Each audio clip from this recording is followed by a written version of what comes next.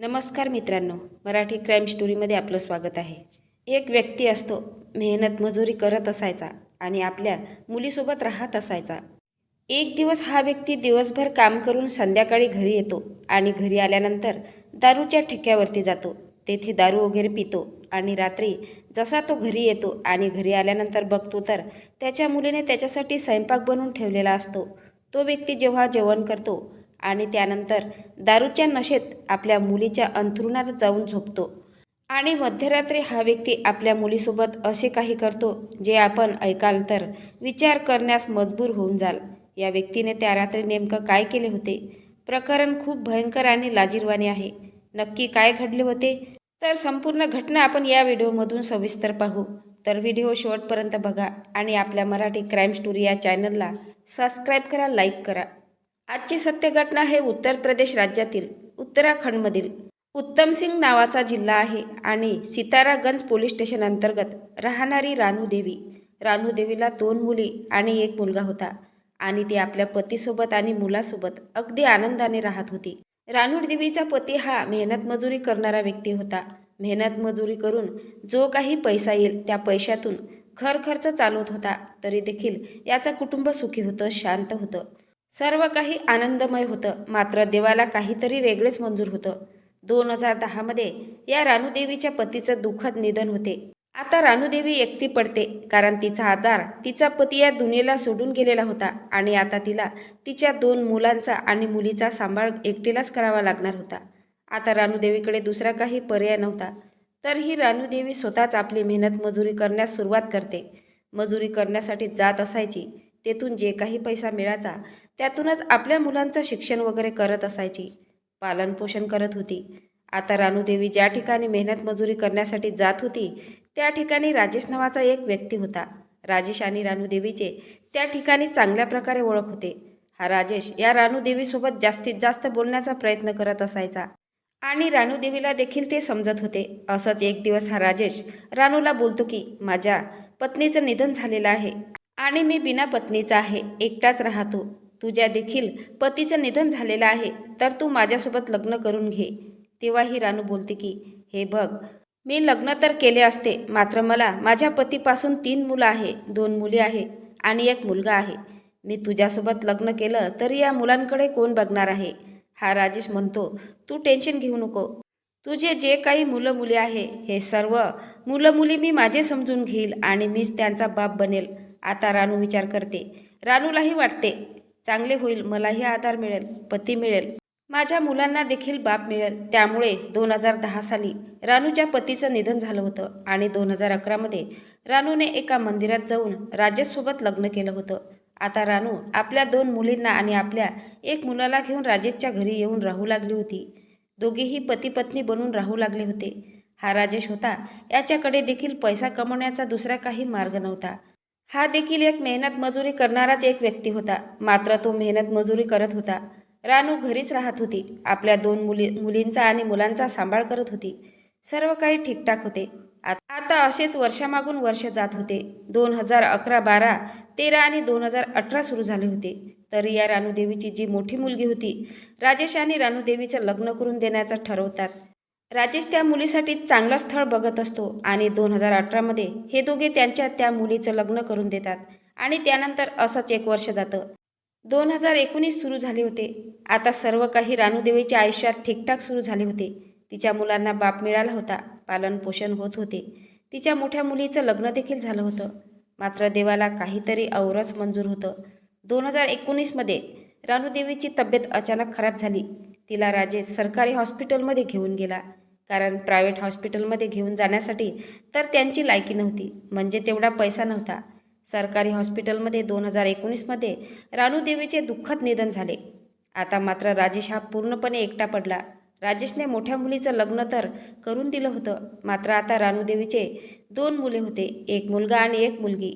आता हा राजेश त्या 2 मुलांसोबत आपल्या घरी व्यवस्थित राहत होता. आपलं मेहनतीचं काम सुरू केले होते. मेहनत मजुरी करण्यासाठी तो जात येत असायचा. आता मोठ्या मुलीचं तर टेन्शन नव्हतं, तिचं लग्न त्याने करून दिलं होतं. मात्र हा राजेश आता विचार करतो, हा जो मुलगा शिक्षणात चांगला आहे तर याला आपण एखाद्या हॉस्टेलमध्ये टाकून देऊया, जेणेकरून याचं आपल्याला टेन्शन राहणार नाही. आणि हॉस्टेल असतं ते पण एक सरकारी स्कीमवरील हॉस्टेल असते. त्या हॉस्टेलमध्ये त्या मुलाला तो शिक्षणासाठी पाठवून देतो. आणि त्यानंतर आता तो राजेश आणि रानूदेवीची एक मुलगी हे दोघेच घरी राहतात. आता राजेशसोबत जी मुलगी घरी राहत होती त्या मुलीचं नाव होतं पिंकी. पिंकी 16-17 वर्षाची मुलगी होती. मात्र तिने स्वयंपाक वगैरे सगळं काही शिकलेली होती. तिला सर्व काही येत होतं. ती स्वयंपाक बनवून आपल्या वडिलांना जेवण देत होती आणि राजेश देखील जेवण वगैरे करायचा आणि आपल्या कामावरती निघून जात असायचा. पिंकी ही घरी एकटीच राहत होती. सर्व काही ठीकठाक सुरू होते. मात्र हा राजेश होता याच्या आयुष्यामध्ये खूप उतार चढाव याने पाहिलेले होते. याची अगोदर एक पत्नी गेली होती. नंतर दुसरी पत्नी रानूदेवी देखील गेली होती. त्यामुळे राजेश आता थोडीफार दारू देखील पिऊ लागलेला होता. आणि असंच एक दिवस मेहनत मजुरी करण्यासाठी गेलेला असताना त्याचा पेमेंट वगैरे त्याला मिळाला. आणि पेमेंट मिळाल्यानंतर तो दारूच्या ठेक्यावरती जाऊन बसला. तेथे त्याने खूप सारी दारू वगैरे पिली आणि जवळपास रात्रीचे 10-11 वाजले होते. 11 वाजेच्या दरम्यान तो आपल्या घरी येतो. तर बघतो तर त्याच्यासाठी त्याच्या मुलीने जेवण बनवून ठेवलेलं होतं. आणि त्याची मुलगी जी पिंकी होती ही झोपलेली होती. आता राजेश दारूच्या नशेमध्ये असतो. तो जेवण वगैरे करतो आणि त्यानंतर तो आपल्या बेडवरती न जाता त्या मुलीजवळ मुलीच्या अंथरुणावर जाऊन झोपतो. आणि थोड्या वेळानंतर दारूच्या नशेमध्ये हा राजेश तिच्या अंगावर पाय टाकू लागतो. आता त्या मुलीला जाग येते. मुलगी विचारते की तुम्ही हे काय करत आहात आणि तुम्ही येथे का झोपले. तर राजेश बोलतो की तू शांत पडून राहा, या ठिकाणी आपल्याला बघणारं कोणी नाही आहे. मला जे करायचं आहे ते करू दे. आता ही मुलगी जवान होती, 16-17 वर्षाची होती. तिला समजत होतं योग्य काय असतं आणि अयोग्य काय असतं. मुलगी नकार देत होती.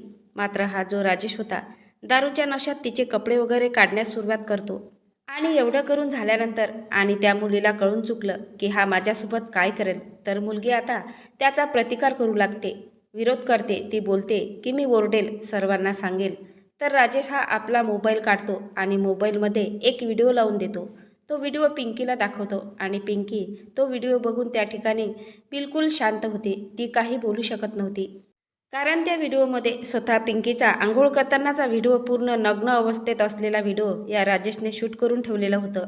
राजेशचं वय 45 वर्षाचं होतं आणि या पिंकीचा तो सावत्र बाप होता. आता पिंकी जेव्हा आपलाच व्हिडिओ बघते तेव्हा तो राजेश क्रूर हास्य करतो आणि म्हणतो, जर मला जे करायचं आहे ते तू करू दिलं नाही तर हा व्हिडिओ संपूर्ण जगभर व्हायरल होईल. मग तुला कोठेच तोंड दाखवण्याच्या तू लायकीची राहणार नाही. आता पिंकी त्या ठिकाणी मजबूर होती, शांत होती. ती काही बोलू शकत नव्हती, कोणाला काही म्हणू शकत नव्हती. कारण जो व्यक्ती तिच्यासोबत अन्याय करत होता तो दुसरा तिसरा कोणी नसून तिचा तो बापच होता, पालनपोषण करणारा. आईचा पती म्हणजे तिचा सावत्र बाप होता. आता यानंतर हा राजेश आपल्या मनमर्जीने पिंकीसोबत नको ते कृत्य करण्यास सुरुवात करतो. पिंकी फक्त शांत पडून होती.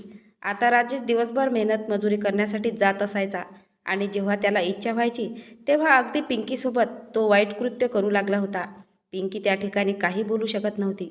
अगोदर तर पिंकीने त्याला बोलली होती की मी माझ्या दीदीला सांगेल, माझ्या मोठ्या बहिणीला सांगेल, माझ्या मैत्रिणीला सांगेल, गाववाल्यांना सांगेल. मात्र राजेश तिला तो व्हिडिओ दाखवून तिला शांत करत असायचा.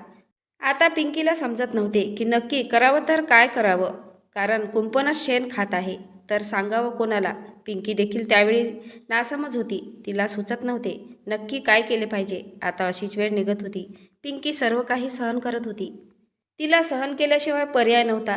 जेव्हा पिंकीचा बाप राजेश कामावरती निघून जातो तेव्हाही आपल्या मैत्रिणीला भेटायची. मात्र विचार करायची की लोक आपल्यालाच नावे ठेवणार आहे, कारण तो व्यक्ती दुसरा तिसरा कोणी नाही तर तिचाच बाप आहे. असंच एक दिवस ही पिंकी आपल्या मैत्रिणीसोबत फिरण्यासाठी नदी किनाऱ्यावरती गेलेली असते. थोडंसं फिरत असते तर त्या ठिकाणी पिलीभीत गावचा राहणारा एक मुलगा आलेला असतो. तो देखील फिरत असतो. त्या मुलाचे त्या ठिकाणी नातेवाईक होते. तर तो मुलगा पिंकीकडे बघतो आणि पिंकीकडे बघून स्माईल देऊ लागतो. त्या मुलाला ती पिंकी खूप आवडली होती आणि थोडे दिवस असंच स्माईल दिल्यानंतर मुलगा पिंकीला आपला मोबाईल नंबर देतो. तिचा मोबाईल नंबर घेतो. आता दोघेही एकमेकांसोबत कॉलवर बोलू लागतात आणि मेसेजिंग वगैरे करू लागतात. आणि काही दिवसाने पिलीभीतला राहणारा मुलगा पिंकीला म्हणतो, मला तुझ्यासोबत मैत्री करायची आहे. तर ही पिंकी म्हणते की मैत्री नाही, तू जर माझ्यासोबत लग्न करू शकत असेल तर लग्न कर. मला फक्त मैत्री करायची नाही तर मला लग्न करण्याची इच्छा आहे. आता तो मुलगा सहज तयार होतो आणि तिला बोलतो की ठीक आहे, आपण लगेच लग्न करून घेऊया. आणि त्यानंतर ठरलेल्या प्लॅननुसार पिंकी त्या घरातून निघते. दोघेही एका ठिकाणी मंदिरात जाऊन लग्न करून घेतात. आणि त्यानंतर ही पिंकी त्या मुलांसोबत तिच्या सासरी पिलीभीतला जाऊन राहू लागते. आता पिंकीने आपल्या जीवनसाथीसोबत लग्न केले होते आणि यानंतर पिंकीने एक मोकळा श्वास टाकलेला होता. कारण तिला तिच्याच घरात गुदमरल्यासारखं फील होत होतं. आता ती बापाच्या तावडीतून पूर्णपणे सुटलेली होती. मात्र इकडे तिने आपल्या पतीला काहीच सांगितलं नव्हतं. आपली आब्बी ती सांगितली नव्हती. कारण सांगेल पण कोणत्या तोंडाने. तिला वाटत होते माझ्यासोबत जे काही घडले हे पतीला जर सांगितलं तर पती देखील मला सोडून देऊ शकतो. पुढे चालून काहीही होऊ शकतं. त्यामुळे मी जे काही झाले ते मी असंच मनात ठेवणार आहे. काही सांगणार नाही. पतीला काही सांगत नाही. 2021मध्ये पिंकीचं आणि त्या मुलाचं लग्न झालं होतं. सर्व काही ठीकठाक होतं. पिंकीचा जो बाप होता राजेश, तो तिकडे दारू प्यायचा, तिकडेच राहायचा, मेहनत मजुरी करायचा. पिंकीला आता त्याच्याशी काही घेणं देणं नव्हतं. पिंकी इकडे आपल्या पतीसोबत खुश होती. असेच दिवस जात होते. हळूहळू पिंकीला आपल्या पतीपासून एक मुलगा झाला, नंतर एक मुलगी झाली. त्यांचा संसार अगदी व्यवस्थित सुरळीत सुरू झाला. मात्र देवाला अजूनही काहीतरी औरच मंजूर होतं. 11 जानेवारी 2026 रोजी पिंकीचा जो पती असतो तो देखील देवाघरी जातो. पिंकीचा पती दुसरा काही काम करत नव्हता. तो देखील मेहनत मजुरीच करत होता. तो देखील एक सर्वसामान्यच व्यक्ती होता. त्याच्याकडे कसलाही जॉब नव्हता आणि शेती देखील नव्हती. आता त्याचा देखील मृत्यू झाल्यानंतर मात्र त्या पिंकीवरती खूप मोठा दुःखाचा डोंगर पसरलेला होता. सेम या पिंकीच्या आईसोबत जसे घडले होते तसेच या पिंकीसोबत घडले होते. मात्र तिच्या आईने जेवढे दुःख सहन केले होते त्यापेक्षा जास्त दुःख या पिंकीने सहन केले होते. आता पिंकी आपल्या नशिबाला दोष देऊन रडत होती. जो तिचा बाप होता तो तर हैवान होता आणि जो पती होता तो तिला जीव लावणारा तो देखील आता गेलेला होता. सासरा आता काहीही कामाचे राहिले नव्हते. म्हणून ही पिंकी आता आपल्या नशिबाला दोष देऊन रडत होती. पिंकीचा बाप राजेश याला जेव्हा समजलं की पिंकीच्या पतीचं निधन झालेलं आहे तर तो देखील तेथे येऊन पोहोचला होता आणि तो पिंकीला सांत्वना देत होता. पिंकी एका रूममध्ये होती आणि त्या रूममध्येच हा राजेश गेलेला होता. आता पिंकीचे जे सासरचे लोक होते ते विचार करतात की बाप आहे, दोघे बोलत असतील, तर कोणी आतमध्ये काही लक्ष देत नव्हतं. मात्र पिंकीची जी एक मोठी मुलगी होती ती समजदार होती. बाप राजेश आतमध्ये जातो आणि पिंकीला बोलतो की हे बघ, जे झाले ते झाले. आता तू माझ्यासोबत तुझ्या दोन्ही मुलांना घेऊन ये आणि माझ्यासोबत येऊन राहा. आपण दोघे तेथे पती पत्नी बनून राहू. कोणाला काही समजणार नाही. तू अजिबात टेन्शन घेऊ नको. मात्र पिंकी तिकडे जाण्यासाठी तयार नव्हती. पिंकी त्याला म्हणत होती की तुम्ही माझ्याकडे येऊ नका. माझ्यासोबत जे झालं ते झालं. मी माझ्या दोन्ही मुलांना घेऊन येथेच सासरीच राहणार आहे. मी तिकडे येणार नाही. त्यानंतर या राजेशची हिंमत इतकी वाढती की तो त्या ठिकाणी पिंकीच्या निजी अंगाला हात लावू लागतो. आणि पिंकीची मोठी मुलगी होती, ती समजदार होती. ती देखील हे सर्व काही बघत होती. मात्र त्यानंतर पिंकी कसं तरी त्याला दूर ढकलते आणि त्यानंतर हा राजेश आपल्या घरी निघून जातो. एवढं सर्व झाल्यानंतरही राजेशने पिंकीचा मोबाईल नंबर घेतलेला असतो आणि त्यानंतर हा राजेश पिंकीला बोलतो की तुझा तो व्हिडिओ अजूनपर्यंत माझ्याजवळ माझ्या मोबाईलमध्ये आहे. मी म्हणतो तसं वागलं नाही तर मात्र हा व्हिडिओ मी व्हायरल करून देईल आणि तुला माझ्याकडे यावंच लागेल. आता तो तिला तिकडून त्रास देत असायचा. त्यामुळे पिंकी खूप परेशान झाली होती. एकतर तिला पती गेल्याचं दुःख वेगळं होतं आणि तिचा हा बाप तिच्याकडून वेगळीच डिमांड करत होता. शेवटी राजेशचा त्रास देणं हे पिंकीला सहन होत नव्हतं आणि आता पिंकीने एक मोठं पाऊल उचललं होतं. 23 मार्च 2026 रोजी ही पिंकी या राजेशच्या कॉलला आणि सततच्या मेसेजला कंटाळून परेशान झालेली होती.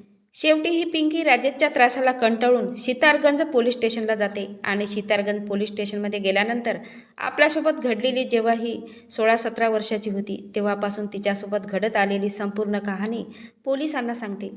पोलिसांना जेव्हा हे समजते की या मुलीचा तो बाप आहे, जो बापच हिच्यासोबत असा अन्याय करत आहे आणि हिचा अशा पद्धतीने छळ केलेला आहे, हिचे लैंगिक शोषण केलेले आहे, तेव्हा पोलीस देखील त्या ठिकाणी हैराण होतात. आपल्या डोक्याला हात लावतात. पिंकीच्या सांगण्यावरून पोलीस FIR दाखल करतात आणि पोलीस टीम राजेशकडे जाऊन राजेशला उचलते आणि पोलीस स्टेशनला घेऊन येतात. आता पोलिसांचे असे सांगणे आहे की जर राजेश यामध्ये जर चुकीचा आढळला तर त्याला शिक्षाही त्याला भयंकर होणारच आहे. मात्र हे प्रकरण जेव्हा सोशल मीडियावरती व्हायरल होते, लोकांना जेव्हा समजते, तेव्हा लोक देखील विचार करतात की हा कसा बाप आहे. सावत्र का असेना, मात्र तो मुलीचा बाप होता. एका बापाचे कर्तव्य असते की आपल्या मुलांना संरक्षण देणे. हा संरक्षणाच्या ठिकाणी त्या मुलींचे शोषण करत होता. या राक्षस बापाने बाप नावाच्या नात्याला कलंकित केलं आहे. तर मित्रांनो, आजच्या घटनेबद्दल तुम्हाला काय वाटते ते नक्की कमेंट बॉक्समध्ये सांगा. नवीन असाल तर चॅनलला सबस्क्राईब करा, लाईक करा. भेटूया पुढल्या व्हिडिओत. जय महाराष्ट्र.